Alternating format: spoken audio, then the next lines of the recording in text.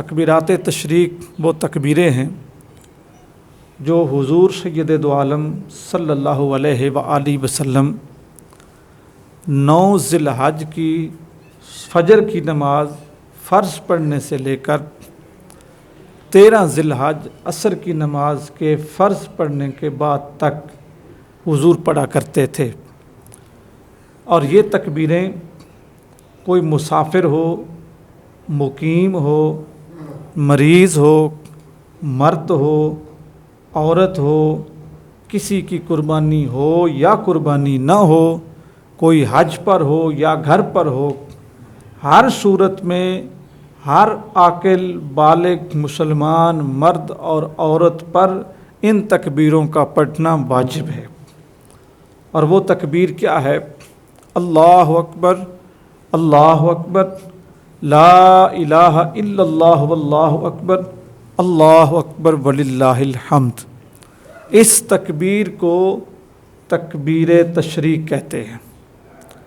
ایک مرتبہ ہر نماز کے بعد پڑھنا واجب ہے۔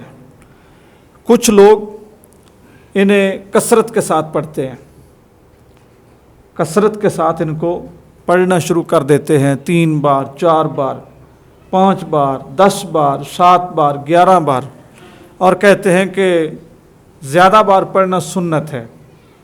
تو یہ چیز، اس کا سنت کے ساتھ کوئی تعلق نہیں ہے۔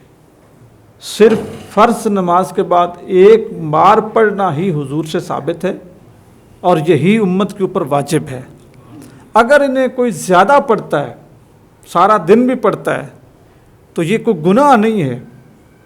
لیکن چیز یہ ہے کہ آپ ایک مسئلے میں جو نیا مسئلہ بنا دیتے ہیں، ایک مسئلے کی حقیقت کوئی نہیں ہوتی اور اس کے اندر ایک نیا مسئلہ داخل کرنا، یہ اچھی بات نہیں ہے۔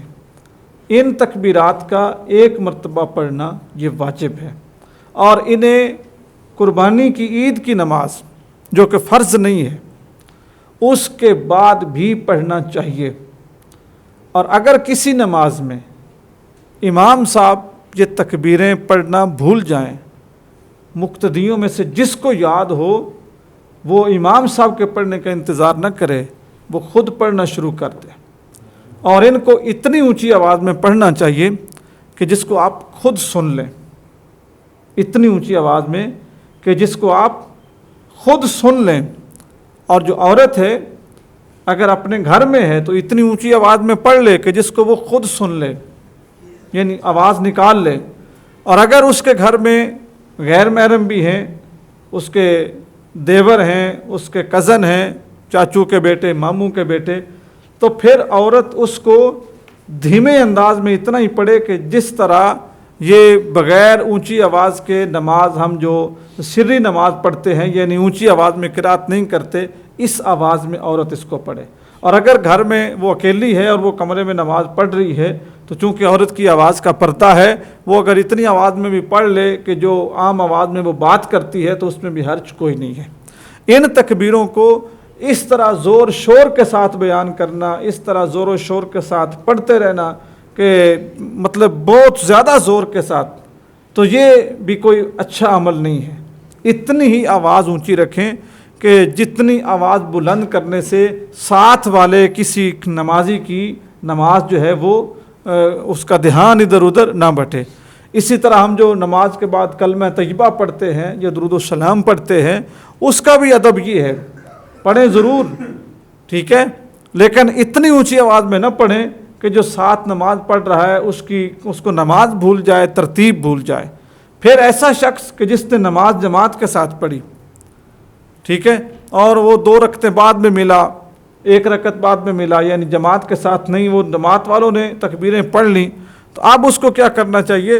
جب وہ اپنی نماز کا سلام پھیرے، اپنی نماز سے جب وہ خود فارغ ہو تو اس وقت وہ بھی ان تکبیروں کو پڑھے۔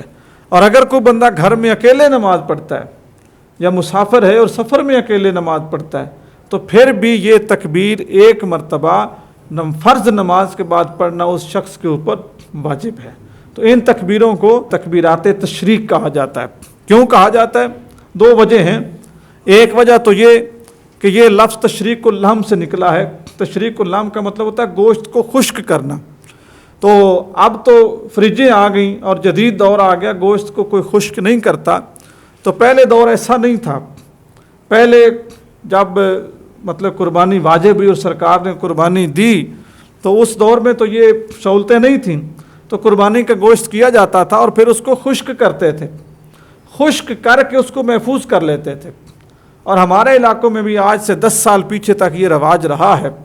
अब तो हम तो कहते हैं ना कि गुर्बत बढ़ गई, महंगाई बढ़ गई, लेकिन सारा कुछ बढ़ने के बावजूद लोगों की सहूलतें या आसाइशें वो कम नहीं हुई। तो 5 या 10 साल 15 साल आप पीछे चले जाएं तो ईद के मौक़ों पे जो कुर्बानी का गोश्त इकट्ठा होता था, हमारे घर की ख़वातीन उसको उबालती थीं।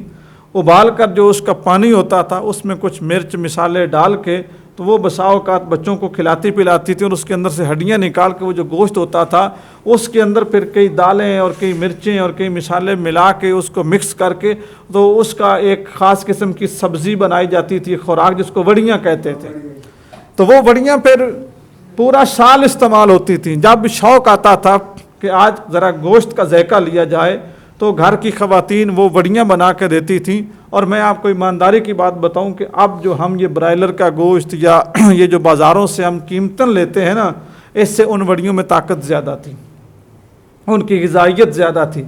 लेकिन अब देखा देखी का दौर है, अब ना कोई बंदा वड़ियाँ बनाता है और अगर कोई बनाने लगे तो वो शर्म महसूस करता है कि लोग कहेंगे कि यार मैं इतना गरीब हूँ कि गोश्त संभाल रहा हूँ।